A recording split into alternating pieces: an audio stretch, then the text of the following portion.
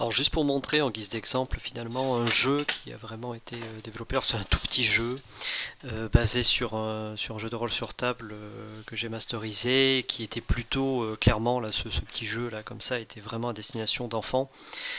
Donc c'est très on va dire qu'il y a un côté mignonné même s'il y a des combats, etc.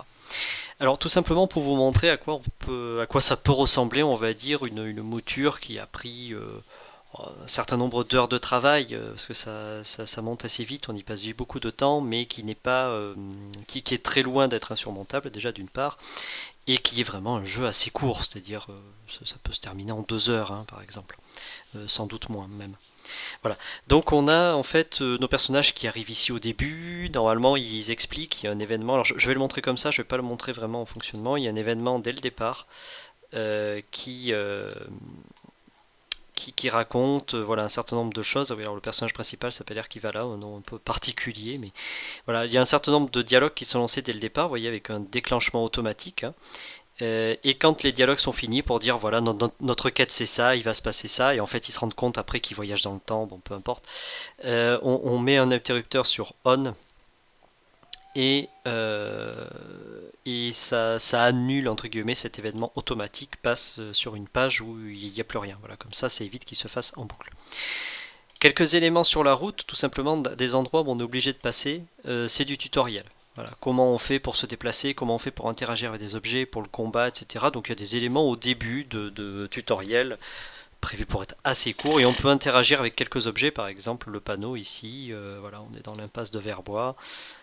Les noms sont très créatifs, n'est-ce pas? Non, c'est hyper classique.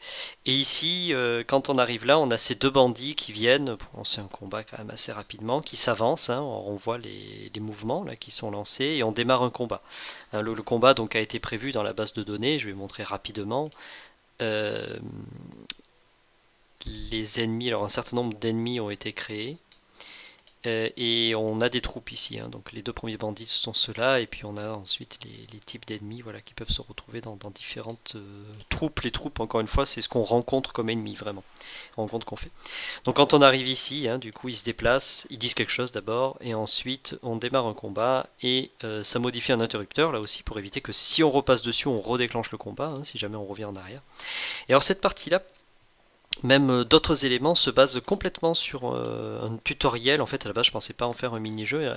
C'était vraiment un tutoriel que j'avais suivi sur Internet, qu'on trouve sur YouTube, qui explique bien comment faire tout ça. Ensuite, alors on peut interagir avec le feu de camp, mais on peut rien en faire. Ici, on peut récupérer des points de vie si on boit ce qu'il y a dans le tonneau. Et enfin, on peut rentrer dans une grotte. Alors dans la grotte, après, pareil, un certain nombre d'éléments. On a, vous voyez, toujours, hein, il y a un certain nombre de déclencheurs quand même. Certains qui ne s'activent qu'à certains moments. Voilà, celui-ci ne s'active que quand il y a un chronomètre en particulier. Et celui-ci, pareil, c'est la gestion d'un chronomètre qui se déclenche plus tard. Donc pour l'instant, il n'y a pas de chronomètre. Quand on rentre, vous voyez, j'ai mis de la lumière, il y a un petit peu un semblant, on va dire, de vie hein, dans ces grottes-là, des grottes de bandits peut-être, mais voilà, il y a un lit, des caisses, des choses. Bon. Et on peut fouiller ces éléments-là, et les caisses qui sont fermées, on peut les ouvrir si on a récupéré un outil qu'on a dans la partie suivante de la grotte. Alors ici, il y a un trou ici dans lequel on peut pas vraiment descendre en fait parce que les joueurs ne veulent pas descendre. Ils disent non non, j'ai peur de tomber, je veux pas me rompre les os, etc. Mais en fait, si on se met ici et qu'on se met à sauter, donc on a un choix, hein, se mettre à sauter ou ne rien faire. Si on se met à sauter, ça crée un trou en fait ici. C'est ce qu'il y a ici là, trou créé. Et donc à la place, on aura un trou comme ça sur le sol en fait. Et ça nous téléporte dans le sous-sol. Et dans le sous-sol, simplement, il faut remonter. Seulement pour remonter, on a besoin d'une corde. Donc il faut récupérer la corde ici. Et pareil, on peut interagir avec un certain nombre d'endroits. Alors on peut pas remonter ici, pas ici, pas ici, mais ici on peut par contre, je crois, ou ici, je sais plus, c'est un des deux en tout cas. Et ça nous a permis de récupérer la corde qu'on ne récupère pas sinon. Donc c'est tout à fait facultatif, hein, on peut continuer sans récupérer la corde. Mais ça permet de l'avoir pour la suite, ça sert à un moment donné, il y a un personnage qui nous demande une corde. Ici on croise un bandit, si on arrive à lui faire croire qu'on est des bandits aussi, il nous laisse tranquille, et sinon il y a un combat. Donc on peut récupérer des choses si on fait le combat. Ici, voilà, j'en ai parlé des éléments à récupérer dans différents objets. Ici, un interrupteur qui permet d'ouvrir la porte là-bas. Alors pareil, ça faisait partie du tuto que j'ai suivi. Et voilà, ça permet de voir comment on fait. Hein. Ici, tout simplement, on modifie l'interrupteur, vous voyez, qui est en haut ici et baissé ici quand on a résolu ce qu'on voulait. On a un effet sonore, un clac ou quelque chose comme ça, et la porte qui va s'ouvrir en fait. Donc on va mettre déplacer un événement porte. Elle va alors regarder à gauche, regarder à droite, regarder en haut. Évidemment pour la porte ça signifie pas grand chose quand on l'imagine comme ça. Simplement si on regarde comment c'est fichu, voilà, vous mettez cette porte là, regardez à gauche, regardez à droite et en bas ou l'inverse, je sais plus. Voilà, ça fait en fait défiler ça. Donc on voit s'ouvrir la porte petit à petit. Voilà.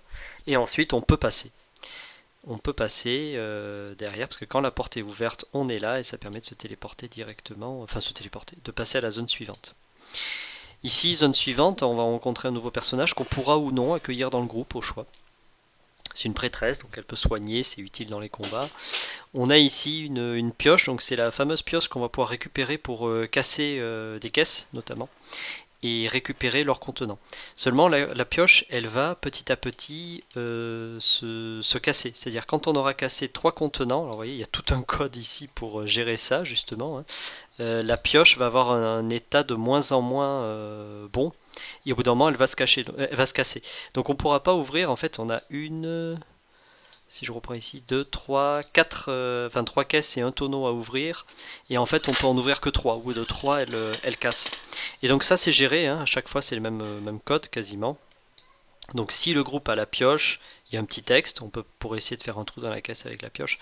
On a des choix, ouvrir la caisse ou ne rien faire. Et si on dit d'ouvrir la caisse avec la pioche, on modifie une variable puisque l'état de la pioche est stocké dans une variable, elle part avec un état de 3 et à chaque fois elle est réduite de 1 voilà, jusqu'à 0. Et on a donc effectivement, si l'état de la pioche est égal à 2, c'est bon. Ah non, oui, pardon. L'état, pardon, c'est le contraire. Elle monte de 1 à chaque fois et dès qu'elle atteint 2, pardon, c'est fini. Donc elle part de 0, il y a 0, 1, 2. Donc on peut s'en servir que 2 fois même, pardon, je me suis trompé. Et donc après, voilà, si jamais on ouvre une caisse, donc on met ça sur toutes les caisses à ouvrir, la pioche atteint l'état de 2 après qu'on ait modifié la variable en mettant plus 1, alors il dit voilà, la pioche a rendu là, mais donc on n'a plus la pioche dans l'inventaire. Ce qui fait que si le groupe a pioche ici fait que après on peut plus, on a le sinon, la caisse est sacrément bien fermée, je n'ai pas d'outil pour l'ouvrir, on peut pas ouvrir. Voilà. Donc on peut faire des petites choses comme ça aussi. Ici, alors pareil, ça suit complètement le tutoriel, et après je m'en suis détaché du tutoriel, mais on arrive dans la pièce, le héros marche jusqu'au coffre, je crois, hein, il me semble, il marche jusqu'au coffre, et après le coffre s'ouvre automatiquement. Donc tout ça est géré par un événement ici. Voilà, déplacer un événement, joueur, vitesse 3, pas vers le haut, pas vers le haut, pas vers le haut. À la fin, vitesse 4, parce que je crois qu'il reprend sa vitesse initiale en fait. Vitesse 3 est assez lente. Et le coffre s'ouvre. Hein. Donc le coffre, tout simplement, il va regarder à gauche, à droite, etc. Et c'est-à-dire regarder à gauche, à droite, on va le voir s'ouvrir petit à petit en réalité. Ça modifie l'argent parce qu'on trouve l'argent, on trouve notre objet de quête, le titre de propriété. Et le coffre est marqué ouvert, hein, ce qui fait qu'on l'aura en état ouvert sur l'événement coffre. Et ça va faire apparaître un boss qu'il va falloir combattre.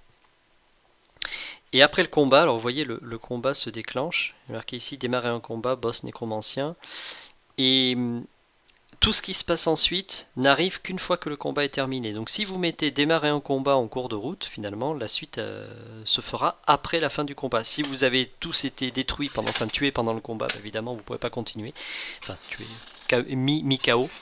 Game over, hein, du coup, soit vous pouvez, ça peut se régler aussi, mais soit vous pouvez effectivement continuer. Donc, on va avoir en fait un événement qui va se passer, ça va déclencher un interrupteur qui est chrono et tremblement qui va passer sur on. Et chrono et tremblement, pop, c'est celui-là. Donc vous voyez, ce sont des événements qui sont mis de côté, hein, le joueur ne peut pas du tout y accéder, c'est dans le mur.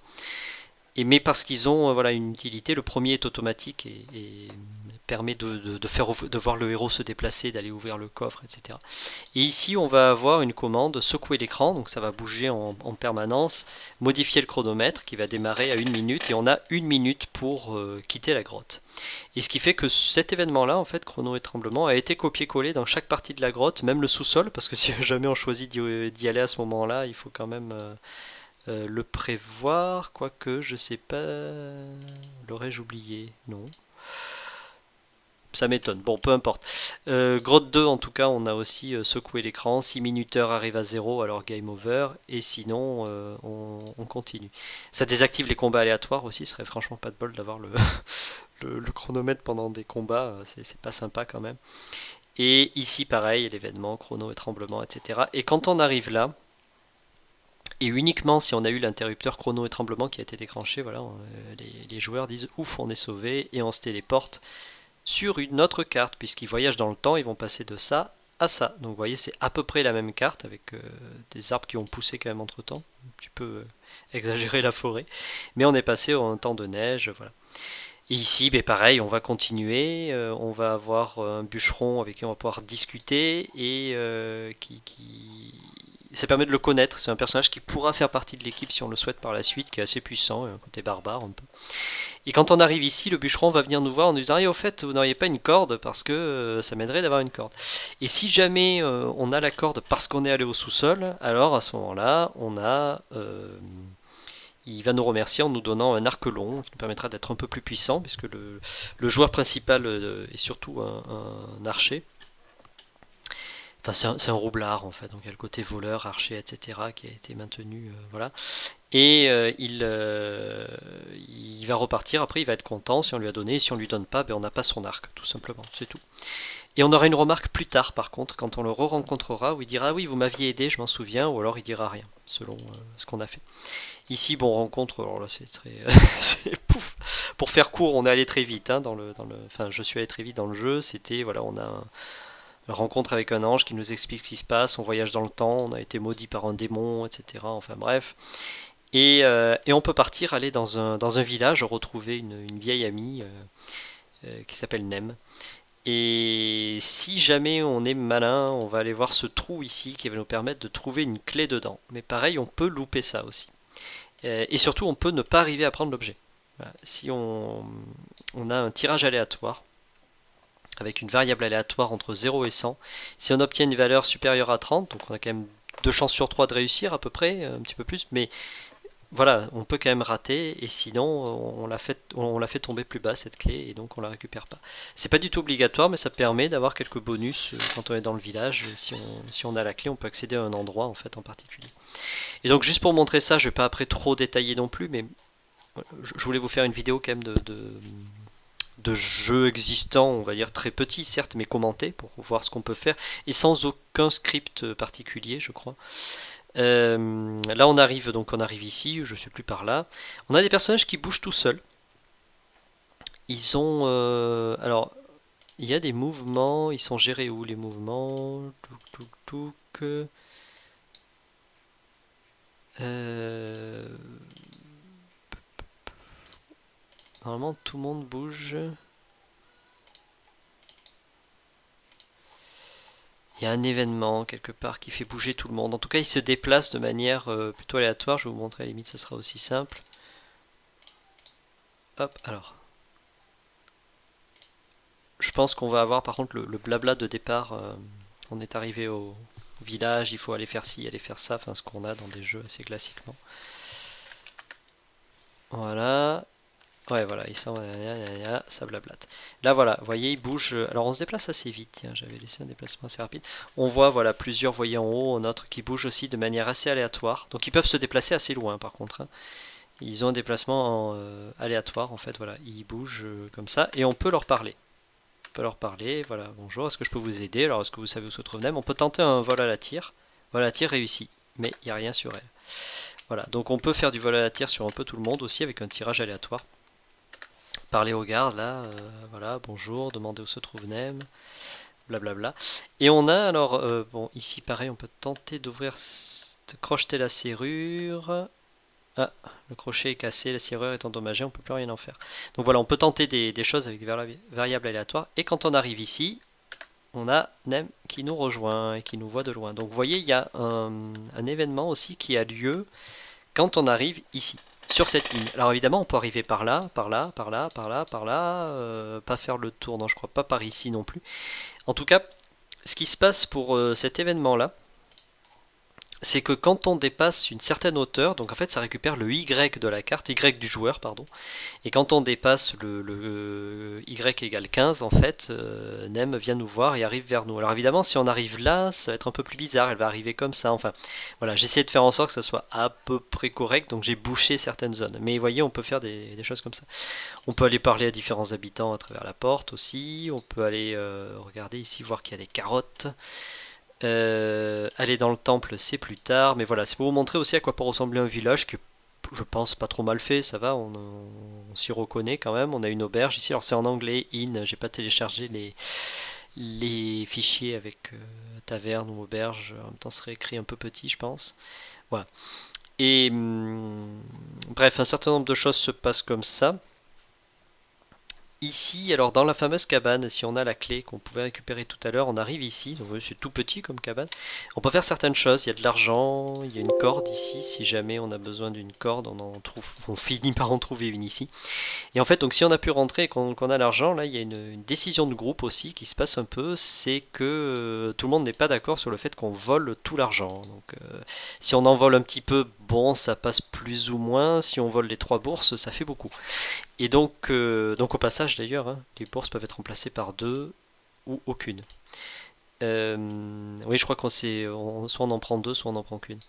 Et, et si jamais, donc il y a toute une série de conditions, si jamais Nem est dans le groupe, Nem elle ne supporte pas les voleurs, donc ça l'irrite beaucoup, donc elle s'énerve. Et on a une variable ici, Nem déçu plus 1. Et en fait, plus on fait de vol à la tire, de choses comme ça, plus Nem si elle est présente. Donc il vaut mieux y aller avant de la prendre dans le groupe en fait. Si jamais elle est présente au bout d'un moment, elle va être énervée et elle va finir par quitter le groupe en fait. Or c'est assez embêtant parce qu'on a pas mal besoin d'elle. On peut se débrouiller sans, hein, c'est prévu pour que malgré ça on s'en sorte. Mais voilà, il vaut mieux essayer de faire un certain nombre de vols avant qu'on l'ait dans le groupe en fait. Voilà, pareil, on peut voler des choses dans l'auberge, etc. Alors, avant qu'on l'ait dans le groupe, tout simplement, il faut lui dire, tu vas nous attendre, on viendra te chercher plus tard, en somme. Voilà, donc des boutiques, hein, aussi pour vous montrer à quoi ça ressemble, avec un feu qui est animé. Alors, je vous avais parlé dans d'autres vidéos aussi de la petite animation, à quoi ça pouvait ressembler, on va dire, pour la cuisinière, je crois, c'était. Là, on voit avec la forge, on a. C'est un forgeron qui se déplace, qui. Alors, on le voit pas taper, on le voit pas rien faire. C'est vrai qu'on ça peut se faire, je crois, il y a des animations comme ça où on peut faire plus que ça. Mais là, en tout cas, voilà, on le voit évoluer un petit peu. Alors, ça vaut ce que ça vaut, hein, ça reste sommaire, mais on peut quand même faire des choses. Et le feu est animé, et il y a une boutique, on va dire, qui est relativement complète. On peut pas aller ici, le garde ne veut pas. On peut pas aller ici non plus. Et là, on peut commercer, donc on a une interface, on peut vendre des objets, moi j'en ai pas puisque c'est une nouvelle partie, on peut acheter des choses qui coûtent un certain prix, etc. Voilà, donc ça c'est la partie boutique. Euh, Boutique armes, auberge, l'auberge alors est assez animée aussi. Quand on arrive, alors, vous allez voir, il se passe un certain nombre de choses aussi dans l'auberge, je vais vous montrer très rapidement. Encore une fois, tout ça, c'est vraiment si ça peut vous donner des idées, tant mieux. Alors, Hector, normalement, on l'a croisé avant. Donc, vous voyez, quand on arrive, il dit hey, vous vous rappelez de moi, etc. Donc, il descend tranquillement, hein, il se promène. Le dialogue, bon. Alors, on va accepter l'offre d'Hector, on va le prendre avec nous. Donc, on l'a dans le groupe, Hector. Ah oui, voilà, ça c'était pour passer la nuit. On peut parler ici et demander à passer la nuit. Le garde ici, ne troublez pas l'ordre public. Ça vient d'un autre jeu, ça. Bon. On peut tenter des vols à la tire, mais voilà, sur les habitants, sur les gens qui sont en train de manger. Et alors je crois, je sais plus, bon là il doit y avoir peut-être d'autres dialogues. Ouais, qui êtes-vous? Lui, on peut le combattre, c'est le champion, etc. Donc on peut le combattre. Alors ce qui va se passer, c'est que si on met d'accord et qu'on perd le combat, ce qui va arriver, parce que là on est vraiment mauvais, de toute façon je vais même le passer quasiment, on peut ne pas perdre le jeu. Et en fait, il y a une petite, un petit script prévu. Enfin, c'est pas du script codé main, hein, c'est fait avec l'interface RPG Maker, qui dit en fait si on atteint ou si lui atteint, je sais plus combien de points de vie, en fait, on est tous immortels, je crois. On finit par terre quand même, mais on n'est pas mort et ça quitte pas le jeu. Voilà. On va le voir au bout d'un moment. Normalement, il devrait faire très mal quand même. Je trouve qu'on tient pas si mal. Bon, de toute façon, il a énormément de points de vie, donc il est normalement avec les niveaux qu'on a, on devrait pas. Ah voilà, attaque puissante, il va attaquer. Ah non, je croyais qu'il faisait 3 attaques en une. Bon, il y a peut-être un souci. En tout cas, voilà, on perd pas le jeu si on mène le combat. Bon, j'aimerais bien en finir là. On peut pas. Ouais, non. Ah oui, en même temps, je devrais pas défendre, ça nous rend plus solide. On peut pas vraiment passer le tour, je crois, autrement. Ouf, bon, Claudius, il a pas eu de bol. Allez, on va attaquer cette fois. Il fait une contre-attaque, ouais, c'est encore pire en fait.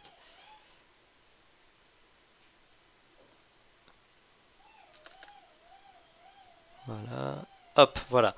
Et donc là, groupe vaincu, mais voilà, il nous dit haha, vous êtes défait, etc. Ainsi que 8 groupes avant vous. Donc on peut même parler au miroir, tiens. C'est la petite blague. Bon, pour ceux qui ont connu, ça rappelle un peu un jeu qui s'appelait Eternam, un jeu d'aventure vraiment amusant. Si on veut passer jusqu'aux cuisines, il va falloir se frotter à ce noble voilà, qui nous passe même au travers et qui finit. Alors lui, il veut vraiment pas nous voir, hein. Voilà, donc qui s'en va. Et ça, c'est quelque chose que j'avais montré dans une autre vidéo, dans une taverne d'ailleurs aussi. Bon. Le cuistot, le cuistot, il bouge pas. Par contre, voilà, plus on, plus on lui parle, plus il s'énerve, il perd patience. Et au bout d'un moment, il finit par nous donner 50 pièces d'or pour qu'on le laisse tranquille. Voilà. Ici, on peut aller dans le trou, mais en fait, whoop, il revient en arrière chaque fois parce qu'il ne veut pas tomber. Ici, on peut prendre le coffre. Voilà, on trouve 250 pièces d'or. Est-ce qu'on les prend, etc. Voilà. Donc bon, pareil, hein, petite animation. Alors la taverne, ça bouge pas beaucoup. Par contre, c'est vrai que c'est très fermé. Mais voilà, il se passe diverses choses. Voilà à quoi ça peut ressembler. Un temple, voilà, où on retrouve la prêtresse de tout à l'heure. Voilà, des catacombes sous le temple. Alors il y a des squelettes qui peuvent se lever, etc. Bon, c'est quand même assez combat parce que ça reste un jeu, hein, mais voilà, le temple, une fois qu'il a été détruit, pillé, le village, on le retrouve détruit, pillé, pareil. J'avais montré ça aussi dans une vidéo. On peut vraiment faire des choses, on va dire, pour qu'on voit bien qu'il y a eu un sacré truc qui s'est passé, etc., etc. Voilà, c'était simplement pour vous montrer quelques éléments de code, de ce qu'on peut faire, on va dire. On peut aller encore plus loin, beaucoup plus loin que ce que j'ai montré, hein, évidemment. Mais sachez qu'un certain nombre de choses sont tout à fait possibles, rien qu'avec la programmation de base que j'ai montré dans plusieurs vidéos. Voilà.